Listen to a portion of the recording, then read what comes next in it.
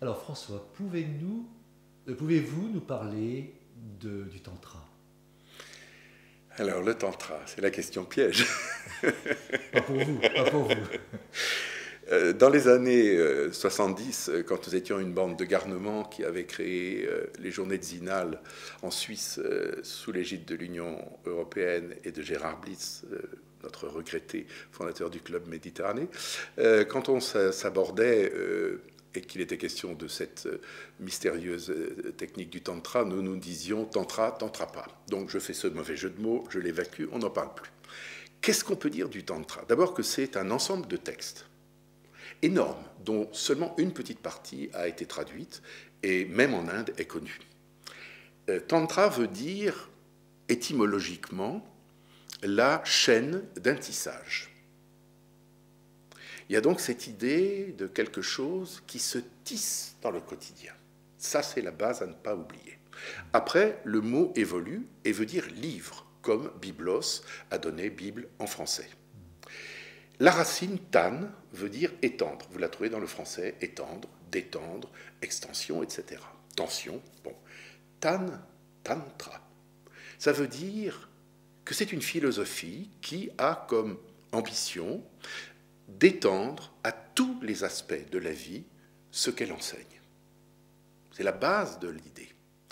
Alors, le problème, c'est que c'est une vision de la vie qui existe depuis très longtemps en Inde, qui s'est redéveloppée à partir, on va dire, de l'époque du Moyen-Âge, enfin à partir du 5e, 6e, 7e siècle en Inde.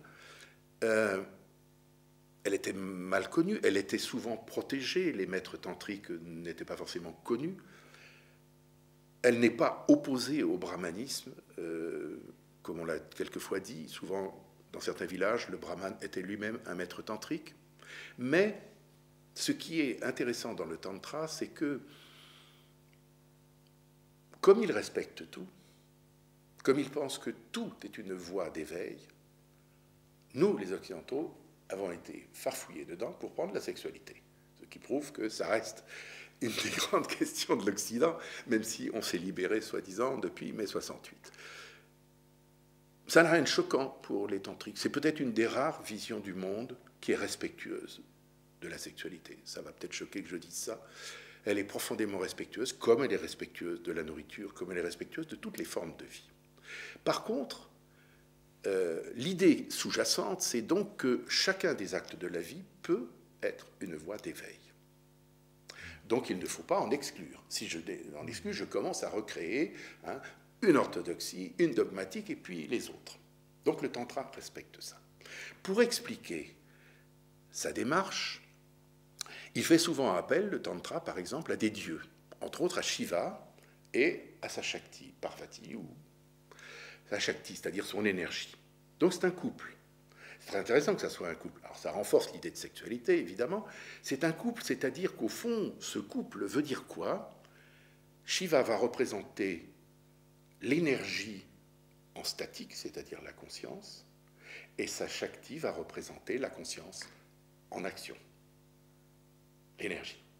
Donc le couple conscience-énergie, c'est le couple amoureux Shiva-Shakti. Le jour où notre conscience et notre énergie se rejoignent, nous avons la clé de la vie.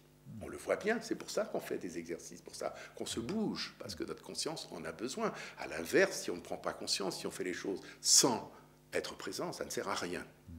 Donc dans le tantrisme, il y a quelque chose de très simple, mais de profondément intelligent, qui est que chacun de nos actes, si banal soit-il ou semble-t-il être, est merveilleux quand il est vécu en conscience. Et là, on voit que l'énergie sort. Donc c'est une grande philosophie, un petit peu déformée en Occident, mais en même temps qui fait son chemin. Ce que j'étais parti faire à l'île de la Réunion, c'était un séminaire sur l'étude des chakras, qui est une des représentations de cette voie tantrique, c'est-à-dire cette idée que ce qui s'est incarné en nous fait le voyage dans l'autre sens, vers la libération. C'est une vision magnifique de la vie. Ça va mieux qu'il y a une trentaine d'années. On ne se trompe un peu moins sur le tantra qu'on s'est trompé. Le problème, c'est qu'il n'y a encore pas assez de textes. Quand je travaillais avec Jean Varenne, qui a été mon professeur de sanskrit, il me disait toujours il y a très peu de textes tantriques qui ont été traduits.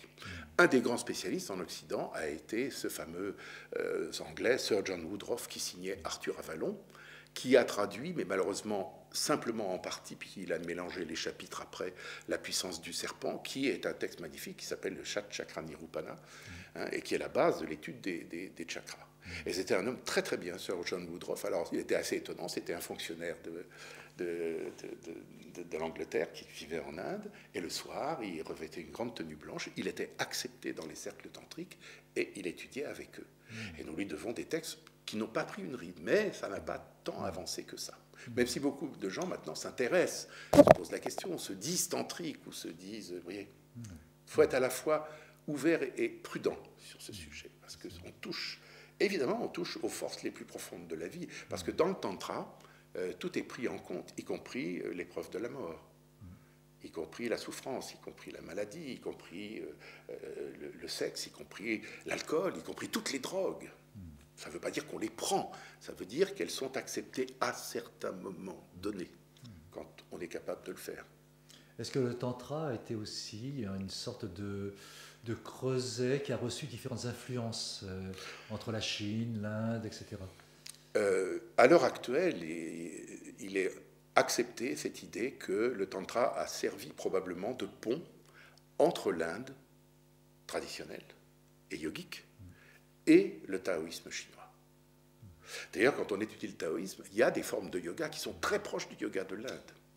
Et cette vision du monde taoïste qui est magnifique, n'est-ce pas, qui est de suivre le monde dans sa manifestation, hein, c'est très proche de la philosophie du Samkhya aussi, avec la prakriti, n'est-ce pas. Les taoïstes chinois sont des gens d'une infinie subtilité, intelligence de la vie. Hein. Ça n'enlève rien au confucianisme qui est là plutôt la structure de la société, les rapports interpersonnels, etc. C'est très bien fait aussi, hein. Très intelligent aussi la Chine.